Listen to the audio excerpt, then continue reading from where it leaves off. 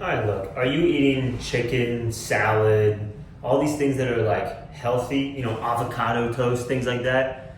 But then you're just not really seeing the results that you need to be getting in the gym.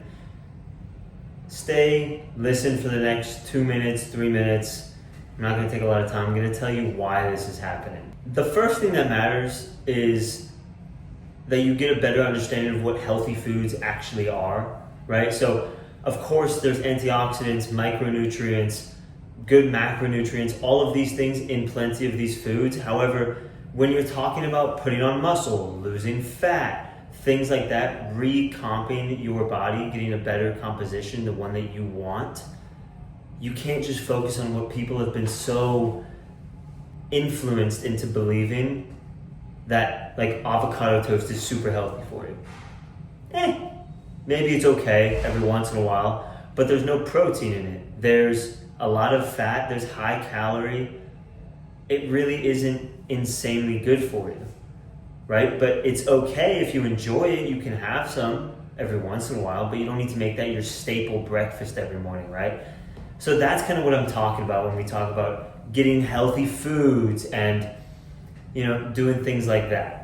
Look, if you want to make sure that you're losing that little excess belly fat or putting on the little bit more muscle that you've been looking for in the gym but haven't been seeing, it's going to not come down to eating healthy, quote unquote, right? Because what we believe to be healthy tends to be a little bit misinterpreted.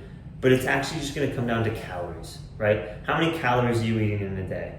And as much as people want to preach to you that it's, oh, but I feel so much better when I'm in Europe and when I'm doing this. No, it's just because it's calories in, calories out.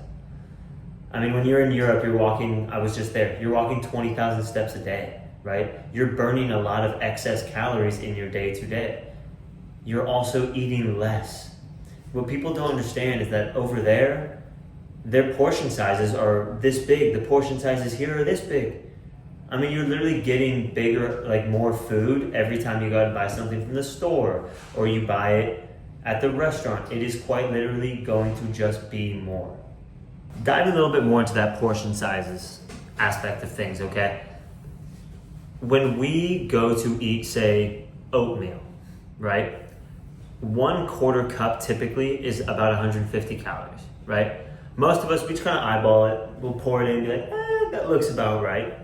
What most of us don't understand is that eyeballing it, thinking, oh, that's not too many, maybe that's one serving, is actually closer to 3 servings. Because I'm gonna let you know, 1/4 cup it looks pretty small in a big bowl.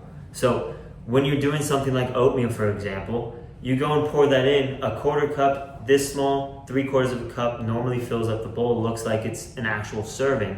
However, it's really 3. So now instead of 150, you're getting 450 calories. Right? So it's taking that into account, measuring things out for at least a couple weeks to get an actual idea of what those serving sizes look like is going to be very, very, very important, okay? Now, I don't believe in people tracking calories and macros and everything for the rest of their life, but I do believe you need to go through, 1 to 4 months of doing it so you can get a really good understanding of what actual portion sizes look like, and then you can apply that to the rest of your life, right? So for me, I went to Europe literally 3 days ago. I got back, and when I was over there, I knew exactly what a portion size looked like because I've been tracking for years, right? But now I don't need to track as religiously as I had been. I can just go over to Europe. I'm like, oh, this looks about right as far as typical portion sizes from home, and I know what that actually equates to. Similarly, over here in America specifically, there's a lot of hidden calories and things. And what I mean by that is you go out to eat, for example, and someone makes you say it's a grilled steak, right? They quote unquote say it's grilled steak. Cool, it should just be the steak. It should be a specific amount of calories, blah, blah, blah. But then what they don't tell you is they put 2 tablespoons of butter, right? Now you're talking about an extra few hundred calories again.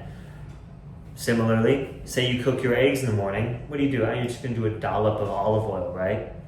No, that dollop of olive oil is actually 2 tablespoons, which is another couple hundred calories, right? So it's understanding that things like that as well are going to be very beneficial for you losing that excess body fat and also putting on the excess muscle, because vice versa, you also need the extra calories at certain points when you're trying to bulk. So you can't keep doing things the same way. You know, you gotta make the minor adjustments to get the big changes in the long run. Lastly, set a goal for how you want to eat. Many people just go through the motions like, oh, I'm kind of full here, right? It's fine, but if you want those results as quickly as possible, so you can actually say, hey, I'm just gonna eat to this point, you need to get dialed in for minimum 6 months. Minimum. You need to dial in 6 months, track what you're eating, get the protein in, make sure you're getting good fiber, and the rest is gonna come. You're gonna get to the goal that you need. You just need to dial in and make sure that you're actually tracking and doing things the right way. All right, we're all done for this video today, but I want you to comment one thing down below, a question, nutrition, fitness, anything related, and I'm gonna answer it at the end of the next video and then pose the same thing. So I'll just make this a trend. So for every single Tuesday when I post this, I will be answering a question and asking for a new one to answer for the next video. Awesome. Thanks you guys for listening, and I'll see you next week.